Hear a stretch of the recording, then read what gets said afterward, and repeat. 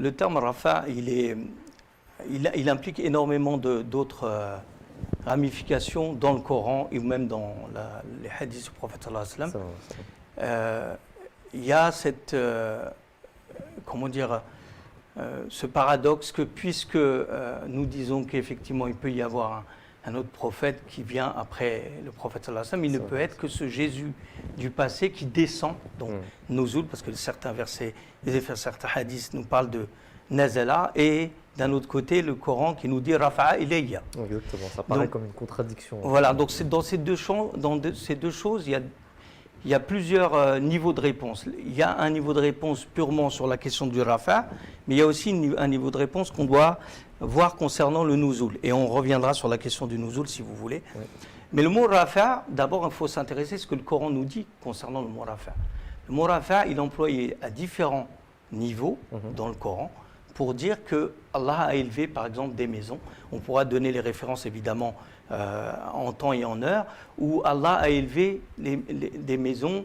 On ne parle pas de maisons d'élévation physique, mais on parle du fait que ces maisons ont été honorées. On a parlé aussi des différents degrés de prééminence d'un prophète vis-à-vis d'un autre. وَرَفَعْنَا بَعْدَهُمْ إِلَى بَعْدٍ. Et certains autres versets disent رَفَعْنَا بَعْدَهُمْ إِلَى بَعْدٍ darajat. Et beaucoup de nos frères musulmans nous disent oui, mais ici on utilise le mot darajat. Or, dans la tradition, et ça c'est pas quelque chose qui est inconnu de nos frères musulmans, c'est connu de tous ceux qui font les invocations, on a plusieurs rapports qui nous montrent que le prophète sallallahu alayhi wa sallam, et même dans la littérature arabe, on utilise le mot rafa uniquement pour des questions d'élévation spirituelle. Alors il y a un exemple qui me revient, c'est que Allah dit, le saint prophète sallallahu alayhi wa sallam nous dit, Allah va faire qu'avec ce Coran, il va élever des nations et il va en abaisser certains. Donc, Wallah yarfa'u bihad al-Qur'an ba'd al-aqwam wa yudhillu aqwam. C'est-à-dire il va élever en degrés, en élévation, on l'a vu dans le cas par exemple des Perses, on a vu que le Coran a élevé le niveau de spiritualité et de savoir et de connaissance, on le voit clairement. Donc le mot Rafa ici ne veut absolument pas dire qu'il a élevé physiquement des peuples, mais ici il se cantonne à ça. Il y a un autre hadith qui concerne la pratique cultuelle du musulman, et tout le monde, nous connaissons ce hadith, puisque c'est l'invocation que nous faisons entre les deux sajda, lorsqu'on vient s'asseoir et que nous invoquons Dieu par une doha. À la fin de cette doha, le croyant demande humblement à Dieu, Wallah arfa'ani, élève-moi. Est-ce que ici nos frères vont dire que le mot rafa veut dire que le croyant demande à Dieu de m'élever physiquement? Et n'oubliez pas ce que le prophète sallallahu alayhi wa sallam, vous pouvez le coller à ce mot rafa, le saint prophète sallallahu alayhi wa sallam nous a dit que la salat c'est le mirhaj du croyant. Ça veut dire ici on nous parle de quoi? Est-ce qu'on va dire à nos frères musulmans et à l'ensemble des gens qui pratiquent cette prière que à chaque fois que vous demandez à votre Seigneur de vous élever et à chaque fois que vous allez réfléchir sur votre mirhaj, vous demandez sincèrement à Dieu qu'il vous élève physiquement? Évidemment non. Donc ça c'est une première partie de la réponse concernant brièvement le terme Rafa que vous allez trouver dans beaucoup d'endroits dans le Saint-Coran. Deuxième question, c'est cette question de Rafa ilayya spécifiquement au prophète Isa alayhi salam. Il y a un contexte à ça. Pourquoi, si on ne comprend pas le contexte dans lequel l'histoire de la tentative de meurtre sur la personne de Isa ibn Maryam, vous n'allez pas comprendre pourquoi il a été mis à la fin de ce verset. Barrafa'ullah ilayhi. En fait, il y a deux choses pour être très bref. Il y a le fait qu'on a voulu dégrader ou discréditer un prophète qui est le prophète Isa alayhi salam, en d'abord touchant la question de la naissance, sa naissance comme étant illégitime. Et d'ailleurs, c'est ce que nous dit le verset qui est juste avant ce verset, qui nous dit à cause d'un grand bu'tan, une grande calomnie qu'ils ont fait contre Maryam. Wa qawlihim inna qatalna al-masih Isa ibn Maryam. Ça veut dire juste avant on nous dit première chose, c'est la calomnie qui est sur la mère et in fine sur lui. C'est-à-dire comment lui peut s'avérer être un prophète si sa mère, Naoudou billah, est une femme inchaste, qui n'est pas chaste. Donc dans un premier temps, on essaie de discréditer l'homme.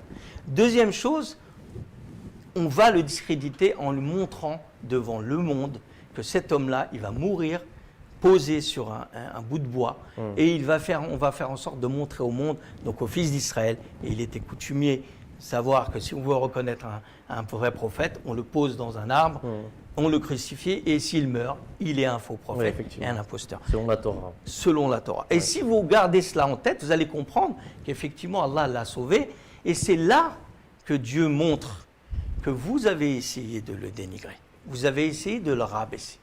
Eh bien moi, barrafa'ullah ilayhi, et là on rentre tout à fait dans l'optique de ce que nous disent les versets, barrafa'ullah darajat, certains prophètes. On garde ça, maintenant on revient, et je finis par là, la question du nuzul. Sans le rafa, la question de rafa, elle nous suppose, comme dit Aïssa lui dans les évangiles, il dit, personne n'est monté, personne n'est descendu qui n'est monté du ciel. Il n'y a personne qui n'en descend, si ce n'est qu'il est déjà monté avant. Donc, vous ne pouvez pas demander à une personne de descendre s'il n'est pas monté avant.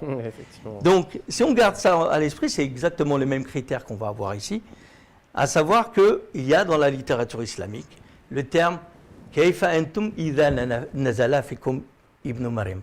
Ok, nazala fikum. Mais il aurait pu dire, puisque c'est un second retour, pourquoi il n'a pas dit « idha raja'a fikum ». Pourquoi il ne revient pas lorsqu'il reviendra? Dans le Saint-Coran, on n'a pas de raja. Dans la littérature islamique, on n'a pas de raja. Mais pourquoi on a utilisé le terme nuzul? Eh bien, c'est simple.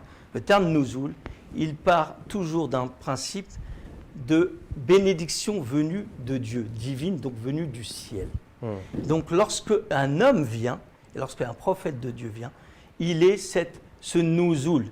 Et j'en veux pour preuve qu'il y a un verset du Coran qui dit: concernant le prophète sallallahu alayhi wa sallam, nous vous avons envoyé nazala dhikran rasula. C'est-à-dire, on vous a envoyé un prophète qui est un rappel pour vous. Et on parle du prophète sallallahu alayhi wa sallam en disant que lui, il est descendu. C'est une ni'ama. On nous parle des animaux qui, eux, descendent. Les an'am qui descendent du ciel, le fer qui descend du ciel. C'est une ni'ama qui descend du ciel. Et je vais finir juste par cette question de nuzul en disant que les savants, et je l'avais déjà dit, les 4 savants, selon l'imam Asqalani, Ibn Hajar al-Asqalani, les 4 savants des 4 écoles de jurisprudence, l'imam Malik, Ahmed, Shafi'i et Abu Hanifa, rahimahullah alayhim, nous disent que vous ne pouvez pas dire que le terme nuzul veut dire autre chose que quelque chose de métaphorique. Donc ils disent que la seule compréhension qu'on peut en avoir, c'est la miséricorde de Dieu qui descend. Ça fait référence à un hadith où Dieu descend au ciel le plus bas pour écouter son croyant. Et il pose la question, et là on va revenir à cette question de Rafa. Il pose la question, ça pose aussi le problème que Dieu se trouve à un endroit. Et s'il se trouve à un endroit, donc vous lui attribuez une direction. Donc aller, retour, monter ou descendre, vous lui attribuez une direction. Donc, si vous lui attribuez une direction, il dit, ce n'est pas moi, ne me faites pas dire ce que je n'ai pas dit, ce n'est pas moi qui le dis, ce sont ces imams qui le disent. Ils disent, vous êtes coupable de kufr lorsque vous dites que Dieu se trouve dans une direction. Et la conclusion qu'on peut avoir, pour finir, c'est que si le terme nuzul ne peut pas vouloir dire une descente physique, a fortiori, on ne peut pas dire de Isa alayhi salam, barrafa'ullah ilayhi, on ne parle pas de sama, il ne monte pas vers Dieu.